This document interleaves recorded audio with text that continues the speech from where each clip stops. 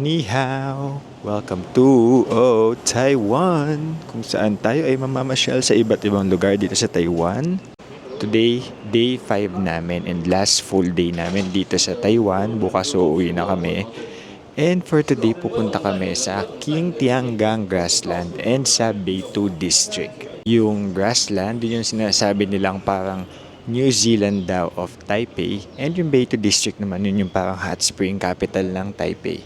Mga 1.5 hours away siya from the Taipei City Center. Kami isang pupuntahan yung Yangmingshan Flower Clock. Kaya lang, since winter ngayon, nakita ko halos walang mga bulaklak ngayon doon, konti lang. Magandang pumunta doon kapag spring, kaya baka next time na lang ngayon. Tapos later naman pupunta kami ng Shilin Night Market para nasubukan namin yung mga night market sa Ximending, sa Raohe, ngayon naman sa Shilin Night Market. And lastly, mamimili na rin ng konting pasalubong. And bago sumakay ng train, magbe-breakfast muna kami dito sa Aichung Flour Rice Noodles since 1975. Siya yung gustong makakain dito kasi nakita daw niya sa TikTok. And ito na lang yung isa sa mga gusto namin kainan na hindi pa namin nakakainan. And sakto, bukas na sila ng ganitong kaaga at walang pila ngayon kasi usually sobrang haba ng pila dyan eh. Tapos bukas sabihin ulit yung Shinfutang, so bibili na ulit ako ng milk tea kasi nauuhaw ako. And as early as 7 a.m. or 7:30 a.m. bukas na sila. Tapos kagaya nung flour noodle, wala rin kapila-pila, so let's take the opportunity. Wow. Hi, I'm back. So from Ximen Station, sumakay kami ng Green Line papuntang Chiang Kai-shek Station. And from Chiang Kai-shek, sumakay naman kami ng Red Line papuntang Shilin Station. Tapos dito sa labas ng Shilin Station, hanapin nyo lang itong bus stop na ito. Ayan. Nasa tapat siya ng Starbucks. Tapos kita nyo itong train nila. Dito nyo lang aantayin ang bus number... Ano bang number yun? Number 15, papuntang King Tiangang Grassland.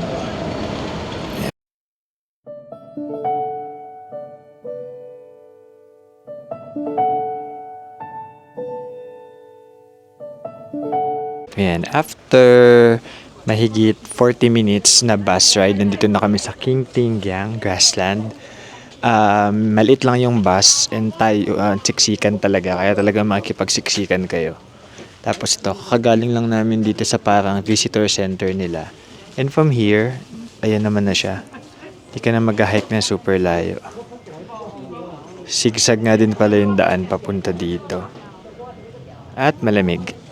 Tapos, ayan, kagaya sa Alishan, autumn vibes din dito. Start na ng aming pamamasyal dito sa grasslands. And malaki to, so kung gusto nyo magstay ng mas matagal, okay lang. Kasi madaming hike na mga path na pwede nyo i-hike dito. Tignan nyo na lang dyan sa map. Okay, nandito na kami sa taas. Konting panik lang.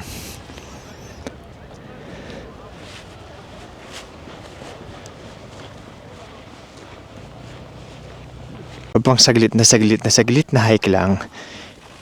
Dito na tayo. So, pwede ito sa mga seniors. Ayan siya. Green rolling hills. Tapos, ito may mga wooden fence silang nilagay.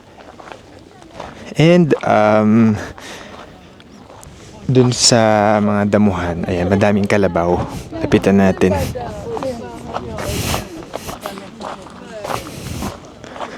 Ayan sila, oh. Pero syempre bawal silang hawakan. Kalabaw ba to? Hindi ko alam kung kalabaw kasi masyadong patusok yung kanilang yung kanilang sungay.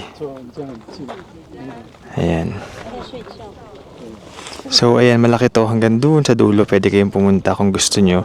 Kasi mainit yung sikat ng araw pero ang lamig ng hangin, kaya okay lang. Ayan, oh. Okay. Pahinga lang kami ng very light chill. And after nun, alis na kami dito.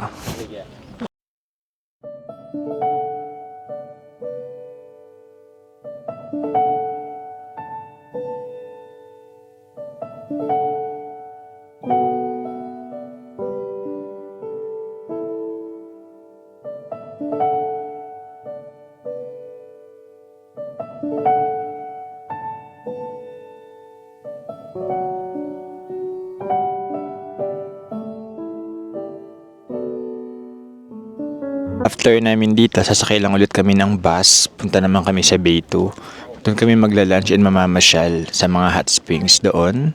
Update ko na lang kayo pag nandun na kami. Okay, nakasakay na kami sa bus papuntang Bay 2 kanina. Kaya lang nakita namin yung mga puno ng cherry blossom na usually kalbo pa, tumutubo na yung mga bulaklak ngayon. So winter ngayon, pero yung mga kulay ng puno pang autumn. Pero kung makikita nyo, hindi pala nakikita. Pero tignan nyo. Nakakita na kami ng cherry blossoms. As early as now. Diba? Yun o, meron pang puno dun. Sobrang dami. Nakakatuwa. Ayan siya. Tanan. Diba?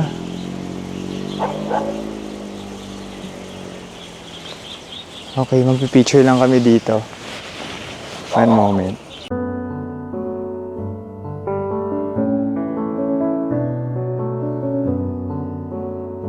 Okay, so medyo nagtagal-tagal kami dun sa taas dahil madami kami nakitang cherry blossom na puno na may mga bulaklak-bulaklak na. Siguro kung nagpunta kami dun sa isang pupuntahan natin dapat, yung Yaomingshan Flower Park, madaming cherry blossoms doon. Kaya lang hindi na kasi kakayanin ng oras. Pero at least nakakita naman kami ng mga puno na may cherry blossoms. So ngayon, nandito na kami sa Bay 2. Sumakay lang kami ng bus. Nakadalawang bus kami mula sa grasslands. So from here, mamasyal-masyal lang kami. Itong Bay 2 nga pala, parang hot spring capital to ng Taipei or ng Taiwan. So, more about hot springs yung mga pupuntahan namin dito. Papunta na kami ngayon, naglalakad kami sa first destination namin, sa foot spa or sa foot bath. Update namin kayo pag nandun na kami.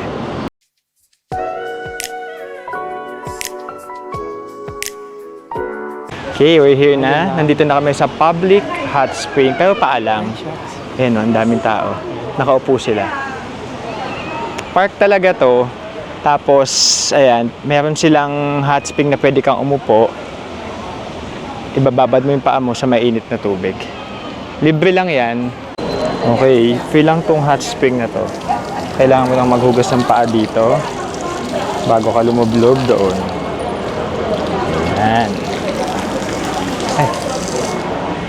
Tapos, punta na tayo dito sa hot spring.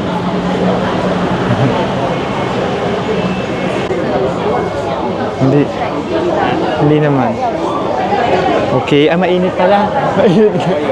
Ang init. Ang init niya. Mainit.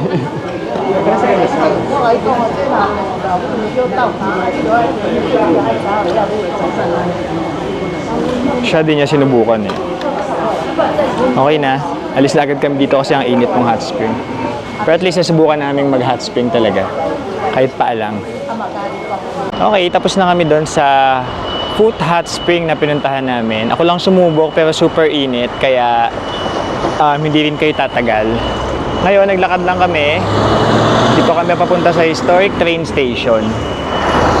Tapos yung mga ibang kanal dito, umuusok din sa sobrang init ng tubig na galing sa mga hot springs. Kaya pag nandito kayo pala, huwag kayong magja-jacket. Kami naka-jacket kami, ang init. Dito na kami sa Shinbei 2 or Bay 2 Historic Station. So, ayan siya. Yan siguro yung dating train station nila. Kasi katabi lang siya nung train station na bago. Tapos may lumang tren doon.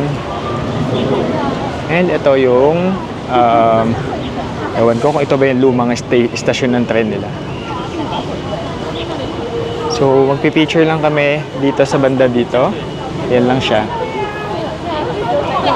Sa loob may parang museum about siguro dito sa lumang train station na to. Museum slash baka souvenir shop na din. Tingnan nyo.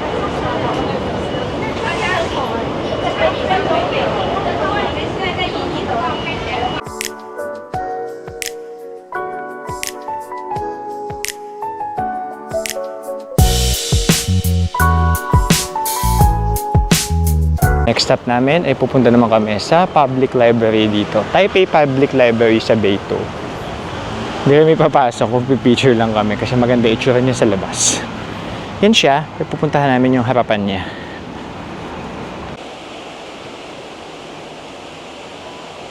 So, nandito na kami sa tapat ng public library nila. Ganda, no? Yun lang. Hindi naman kami papasok dyan, eh. After nyan, katabi nyan yung museum. Doon kami papasok sa museum. Okay. Katabi lang ng public library ay ang kanilang museum. Tatay, oh.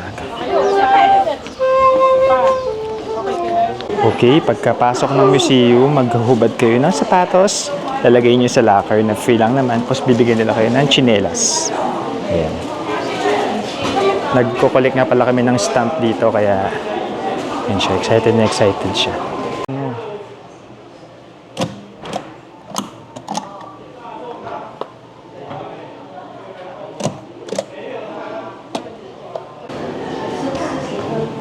So, mga more about hot springs yung nandito sa museum na ito. Ayan. Meron part na.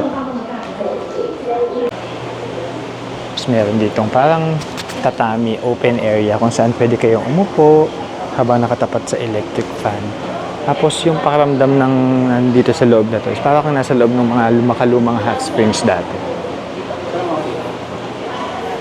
Pag ganyan pa sila, kunyari naliligo ka sa hot springs. Okay, dito kami sa part na may mga ganyan. Mga paliguan dati. Ito yung dating paliguan.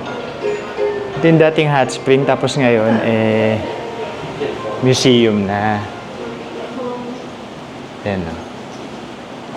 Galing. Ah, ito yun, Vivi. Ito pala yun. Ay, upo ka. Tapos kunyari naliligo ka.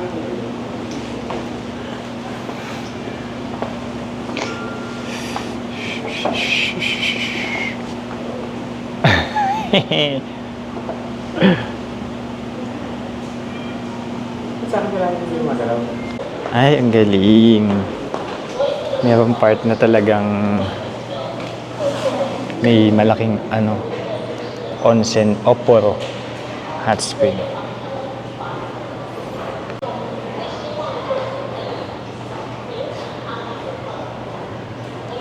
Tapos na kami sa Bay 2 Museum.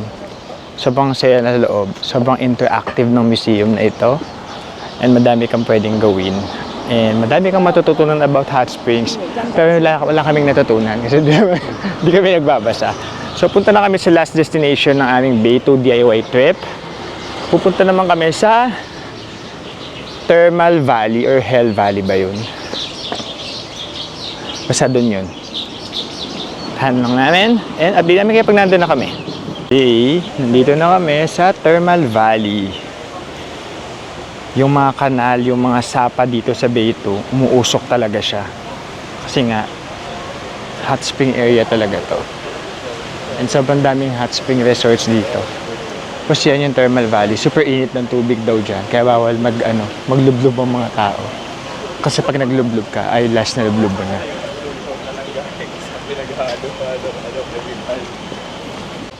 Sa palibot ng Thermal Valley, may mga wooden platforms na ganito. Pwede kayong mag-ikot-ikot. Pictures, kanyan.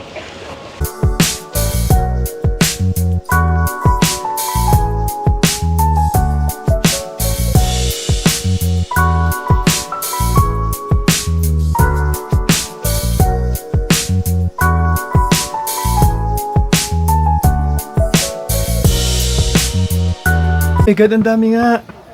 Okay, from Bay 2, sumakay kami ng bus papanik ulit dito sa kaninang pinagsakayan namin ng bus kung saan nag-aantay kami. And gusto lang namin tignan yung Yao Mingshan Flower Park dahil dito madaming cherry blossom trees. And madami nga, pero hindi pa masyadong meron akong mga nakikita in fairness naman. So, we will still search for the cherry blossoms. Tawid tayo. Imagine, nandito na kami kanina sa tabi. Hindi namin alam na ito na pala yung isang gusto naming puntahan.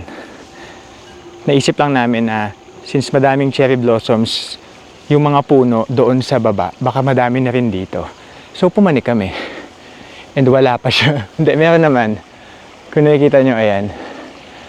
May mga ilang flowers. Ayun, yung nandun sa ano. Ayun, no. Nandoon. Madami-dami ding flowers. Pero, wala pa yung ano. Wala pa yung talagang super pipicturan mo na ano, na cherry blossoms. Hindi gaya nung mga nakita natin kanina. Well, since nandito na rin kami, maglalakad-lakad na rin kami at mamamasyal. Ito yung flower clock. Imagine kapag spring, sobrang full bloom lahat ng cherry blossom na yan. Napakaganda siguro. Kami din sa same spot na sobrang daming cherry blossoms. Tapos parang bigla siyang dumami lalo ngayon. Yan o.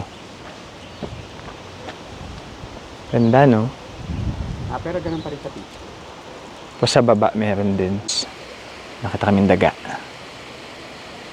Squirrel yan. Actually, kalat-kalat na talaga. Ang dami ng puno na mayroong mga cherry blossom flowers. Hindi nga lang siya ganun kadami, pero sobrang bango niya. Naamoy namin talaga siya. At in search for cherry blossoms, nandito pa din kami sa bundok at hindi namin alam kung makakababa ba kami talaga parehas kasi pakonti na ng pakonti ang bus. Pero, yun nga, hinahanap lang namin yung mga puno na madami ng flowers kasi yung iba pa isa-isa lang, dalawa, tatlo, iilan lang. Pero meron namang sobrang kagaya nung isa kanina. So, hinahanap lang namin yon. And maaano nyo naman pag malapit na kasi bumabango. Mabango yung cherry blossom na puno eh. Okay. Okay, nadaanan lang namin tong falls. Hindi ko alam kung ano tawag sa falls na to eh. Pagod na kami kalalakad. Buti na lang malamig. Grabe yung ginagawa namin na to. Para lang makita yung cherry blossoms na nadaanan namin kanina. Dito yon. After ilang minutong lakaran, pagod na kami. Nakita na namin ang aming hinahanap. Ito siya. Yung mga nakikita nyo lantang puno na yun, lahat yan cherry blossoms. Madami. Sobrang kalat-kalat siya dito. Kaya lang, iilan lang yung ganito na sobrang tawid tayo. Sobrang parang full bloom na siya. Well, hindi pa naman full bloom to. Diba ganda, oh?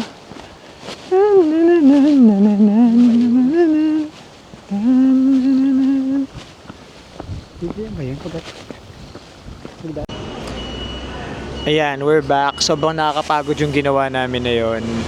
From dun sa flower clock, naglakad kami pababa hanggang makarating na kami halos dun sa may bay 2. Pero may mga nakita kami mga sakura or cherry blossom trees na may mga flowers na pero hindi pa ganun kadami. So buti na lang nakita na namin yung iba, yung dalawang puno na sobrang daming flowers dun sa isang pinuntahan namin kanina. So papunta kami ngayon sa Shilin Night Market para kumain and mag night market experience ulit sa last night namin dito sa Taiwan. So papakita ko na lang sa inyo anong mga kakainin namin doon sa aking video montage na gagawin after ng video na ito. Okay?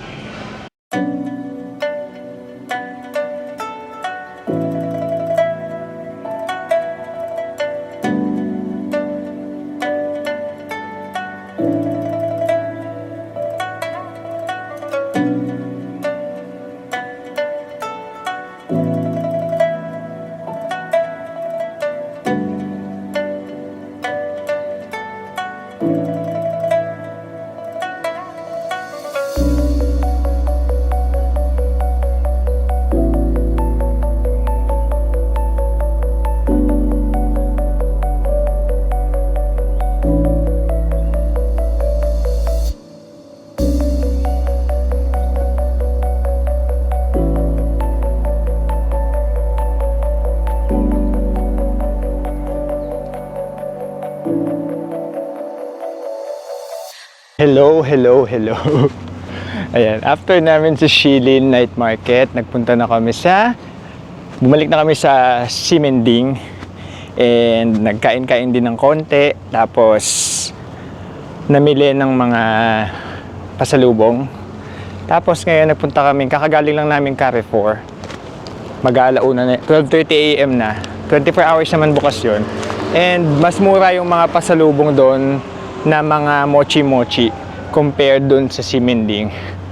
Pero mas mura naman ang yung mga ref magnet sa Siminding compared doon.